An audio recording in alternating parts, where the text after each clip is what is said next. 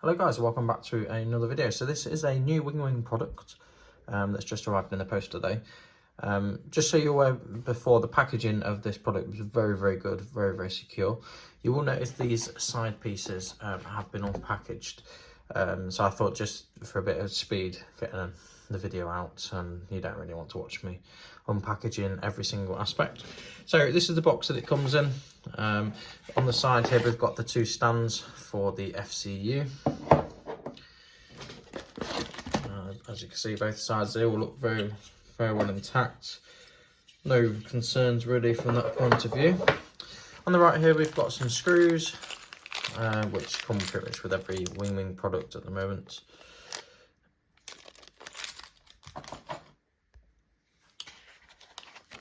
And then we also have an Allen key as well. Other options here is we have the sticky dots that help stick it to the desk if so. Though I must admit, the ones from the MCU feel a little bit more robust than them. And then we have our power cable. Looks like a fairly decent sized power cable, so it's USB-C to USB-A. And let's show you the proper product. So then this is the FCU. Let me just get it out of the box. Obviously it was all wrapped up and packaged up, but I just thought I'd take it out just for a bit of ease. So this is the product. As you can see, it's quite fairly light, to be honest. Very slim design compared to the mini cockpit FCU. You've got the two bits on the side to be mounting your legs to. So obviously we've got the two displays. Well, they display more than two things, but the two displays, they look really neat. I think they have got some sort of film protector on them, if I'm honest. We've got the buttons, and I must admit the rotary dials feel very nice. And I've noticed that, so I've not put the expedite button on there, so they've obviously changed their design from some feedback, and now the expedite button comes as default with it. And so it feels very nice. All the buttons have got a nice confirmative click, and there's quite a lot of resistance as well, which feels quite realistic, to be honest. So you should be able to get some nice accurate numbers in there. Yeah, overall, obviously we've got on the back here, we've got two SATA connectors, which are for the left and right EFIS. I've got the left EFIS on order. Whether I'll get the right one, I'm not too sure at this moment in time. The EFIS just literally connects to this product, so you don't have loads of extra cables. And then you've got a power option and a USB option. So let's get it all set up, and I'll show you the setup process. Hopefully, because we've got the MCDU, it should be nice and straightforward, and it shouldn't cause us any issues. So we'll see you back onto the computer. Hi then guys, welcome back onto the PC. So we're in a position now to install the software for this WingWing FCU. So as with the previous video, I downloaded the SimApp Pro, so you get this from the WingWing website, and just literally download the software, and all the software is the same. I've got it on a different screen, so you won't see it, but the icon is this icon here. So I'll double click on the icon, and then it will launch SimApp Pro. So it's going to detect game configuration. It's saying that we've got new firmware updates, so let's go and do that first, which you'll probably have yourself. So what we'll do, at the top left, we've got the firmware update option, and we need to make sure all the other devices that you have, so even your MCDU, you need to make sure it's unplugged. Otherwise a warning message will come up saying it needs to be plugged in. I've just found this out just whilst doing one of the takes of the filming. So update WingWing 32. Yeah, so it's saying that there's one device. If there's more devices connected, it suggests removing them, just in case, basically, that it puts the firmware update on the wrong device. Very unlikely, but that's what I've decided to do. So we'll click OK, and away we go. So it's going to disconnect itself, and it will just load this new setup as we speak. And it's upgraded now, as you can see. So obviously the new feature really with this new WingWing is obviously it's 100% size compared to the mini cockpit FCU, so it's the actual size. The lighting is a little bit off with the LCD. They're a little bit more orange than they are in real life, but they're not too bad, to be honest. We also have the expedite button, which has been included in my version. I only ordered this about a week ago. Yeah, about a week ago I ordered it. I have got the EFIS on order. Unfortunately, they're out of stock at the moment, so I wish I'd ordered it just when it was in stock, to be quite honest. It'd have been a lot better. So now this has come through the post. I've also managed to sell my mini cockpit FCU finally. It took a little bit of time selling, if I'm honest. So now the device is lit up again, and it's saying it's all passed and the upgrade was successful. So it's going to detect game configuration. I'm now going to just turn on all the other devices, which will also turn on the WingWing device. Once this is detected the game configuration, it's probably not going to detect it at the minute, purely because I haven't got anything there. So what we'll do is we'll quickly show you let's go back to device.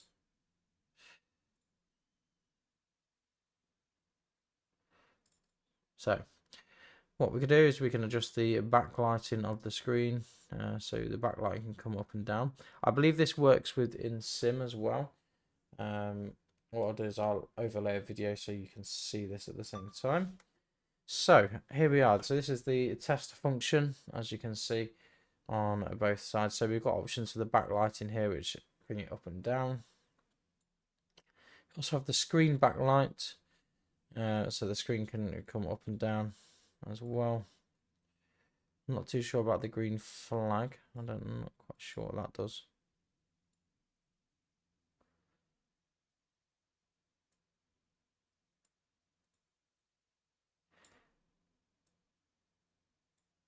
Yeah, I'm not quite sure what the green flag is related to. But we'll leave it up. Everything is default anyway.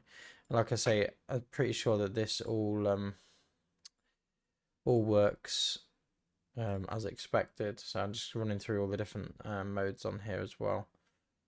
So you can test all the other buttons, the APU green button, APU2, so it's fair, I could put all the lights on. Just to make sure it's all working. So let's run this to one side. So we'll move this to one side for the time being, and then we will bring in Flight Sim 2024.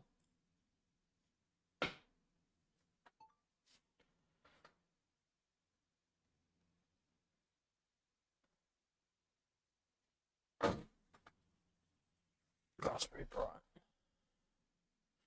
Very, very bright indeed.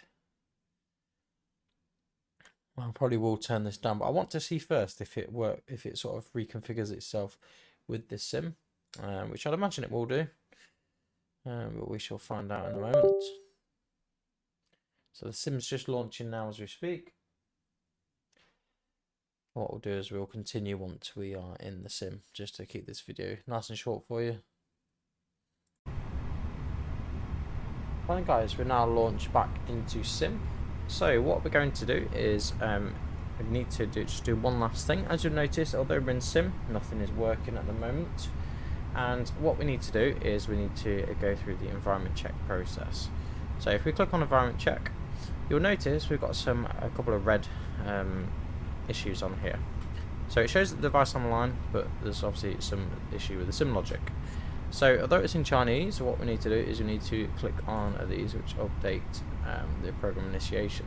We'll just click on both of them, and then we should be in a position, hopefully, to be working. That is what I'm hoping anyway. So as you can see, these green ticks will appear. It's initializing the sim, the game is launched, and it's just working at the initialization. There we go. So as you can see, we are now in a position where everything is working. All the options are working as expected. So let's jump back into sim, and then you can see on one screen how we're looking in sim and how we are looking in the real world. So you can see we've got quite a bright display at the minute. I believe we can turn this down. So as you can see, turning the knob in sim, we can just change the display brightness, which is a really neat feature really. And then the one to the left So this deals with the backlight, as you can see here, which is quite neat, to be honest. It's good that it works in sim as well, and that's one of the bonuses against the mini cockpit FCU. You can't do that.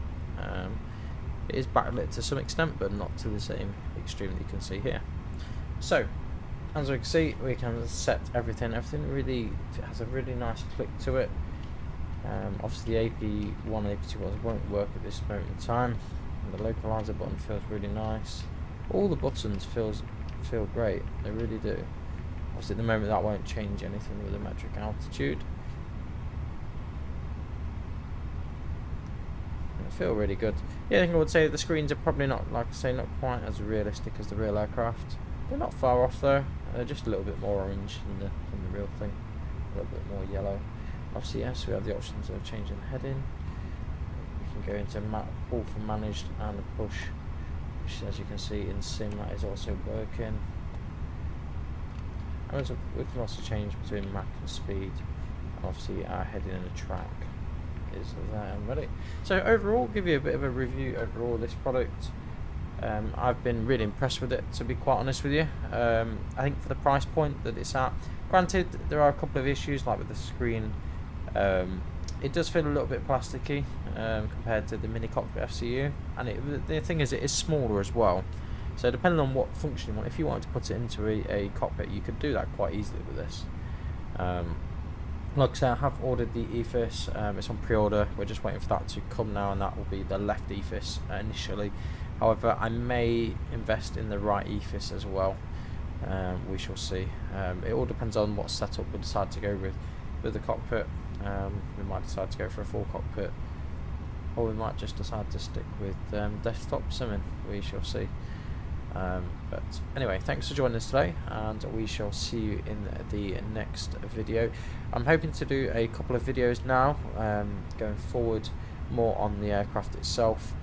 If I do get this cheaper cockpit, not the next level racing one, I don't think, unless I manage to find one online. I do keep having a look on eBay to see if anyone's selling one, because I probably would, if I managed to find something at a reasonable price point on eBay, then I'd probably go for that with the next level racing one. I did see a Flight Stand Pro the other day, and I was very tempted.